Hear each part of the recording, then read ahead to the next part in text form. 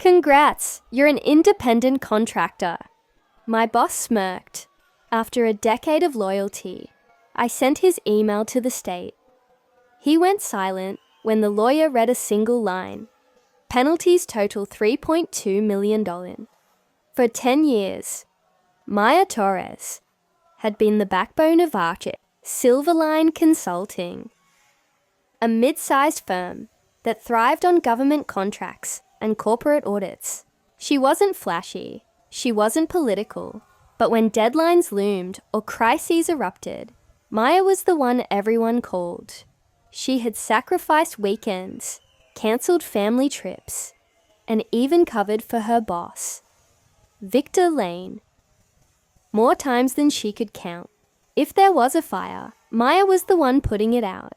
Her colleagues often joked she was the company's insurance policy, the one who made sure Victor's blunders never reached the board, the one who made sure Silverline's shaky foundations never cracked under pressure.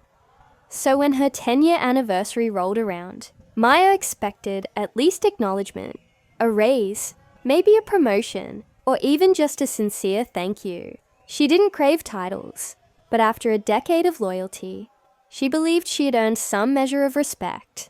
Instead, Victor summoned her into his glass-walled office with his trademark smirk, the one that always seemed just a shade too self-satisfied. "Congratulations, Myra," he said, sliding a form across the table as if it were a gift. "You're now an independent contractor. Saves us both money. No benefits. No payroll tax. Win-win." Myra's smile faltered as she scanned the document. It wasn't a bonus or a promotion. It was a 1099 agreement, stripping her of every protection she'd earned. No health care, no retirement match, no sick leave, no overtime, nothing but instability, dressed up as opportunity. "Wait," she said carefully, keeping her voice steady. "I've been a full-time employee here for a decade. You can't just reclassify me like this." Victor chuckled, leaning back in his leather chair, folding his hands behind his head. "Of course I can. Everyone does it. Think of it as us saving you from taxes. You'll even get more freedom. No more HR breathing down your neck. Freedom's what people want, right?" Myra stared at him, the word freedom ringing hollow. She saw it for what it was. A dismissal disguised as generosity. What Victor really meant was clear. Freedom from healthcare costs. Freedom from paying her fairly. Freedom from responsibility. She felt heat rise in her chest, but she forced a polite nod. "I'll look it over." That night, Myra sat at her kitchen table with the form spread out in front of her. 10 years. 10 years of missed birthdays. Of showing up early and staying late. Of fixing Victor's mistakes before the board ever saw them. 10 years of being the safety net, the problem solver, the invisible hand holding everything together. And this was her reward. But Myra wasn't powerless. Over the years, she'd learned something about Victor Lane. His arrogance always left a trail. He couldn't resist bragging, couldn't resist writing things he should have kept unsaid. So she opened her laptop and pulled up the email Victor had smugly forwarded earlier that afternoon. Subject line, "Welcome to Contractor Life." Attached, the reclassification agreement, and in the body of the email, Victor's fatal flourish. "Saves us a ton on payroll taxes." It wasn't just callous. It was evidence. Myra didn't hit delete. She didn't even hesitate. Her fingers hovered over the keyboard for just a moment, then she pressed forward. The recipient, the State Department of Labor and Workforce Development. She sat back in her chair, pulse steady, and whispered to herself, "Let's see you laugh this one off." Within weeks, inspectors began quietly requesting records, pay stubs, timesheets, employee classifications. At first, Victor brushed it off. Routine compliance. They check everybody once in a while. He even cracked jokes about teaching the auditors how business is really done. Myra said nothing.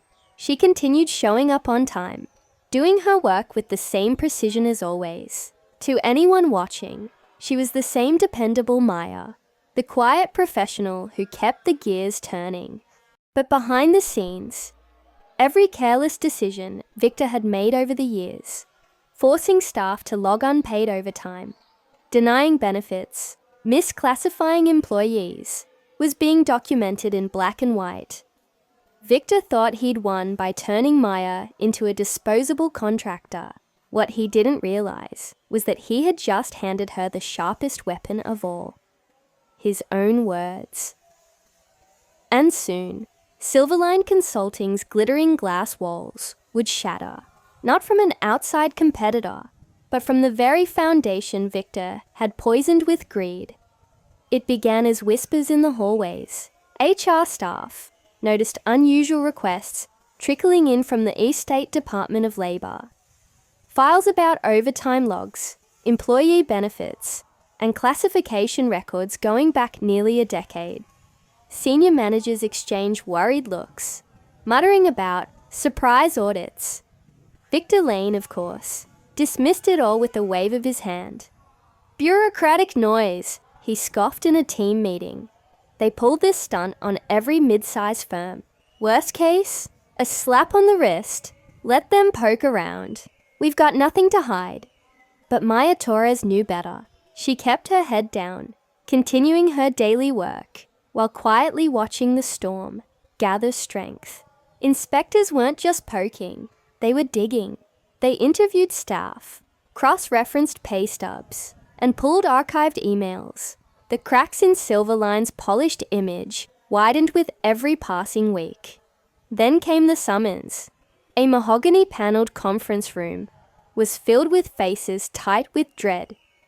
Lawyers, board members, auditors, and state officials. Victor strolled in late, coffee in hand, exuding his usual smug confidence.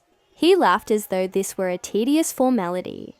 "Relax, people," he said, clapping one board member on the shoulder. "These guys just want paperwork. Worst case, we write a check and move on." At the head of the long table sat Elaine Park, Silverline's lead attorney, sharp-tongued and unflappable. A thick binder rested before her, hundreds of pages of the state's findings. She didn't return Victor's smile. "Victor," she said evenly, flipping to a flagged section. "This isn't just paperwork. You're being accused of systematically misclassifying employees for over a decade. It's not just one person, it's dozens. That carries back pay, benefits, interest, and penalties." Victor rolled his eyes, leaning back in his chair. "So we negotiate. Come on, Elaine. You're the lawyer. Cut a deal." Elaine didn't move. Instead, she ran her finger down a page and read aloud, her voice calm but heavy with finality. Penalties total, $3.2 million. The words dropped like a thunderclap. The room went still. Board members froze mid-breath. Even the state officials glanced up, watching Victor's face. He blinked, then laughed nervously. "Million? No, that can't be right. That's a typo. They must mean 1,000. Elaine closed the binder softly. "It's not a mistake. This isn't a fine. This is a violation. You stripped employees of benefits and protections. You avoided payroll taxes deliberately. And then you put it in writing." Her eyes narrowed as she slid a printout across the table. The infamous email. The subject line glared, "Welcome to contractor life." And just below, Victor's fatal sentence, "Saves us a ton on payroll taxes." "Intent," Elaine said coldly. In black and white, a board member muttered under his breath, "We're finished."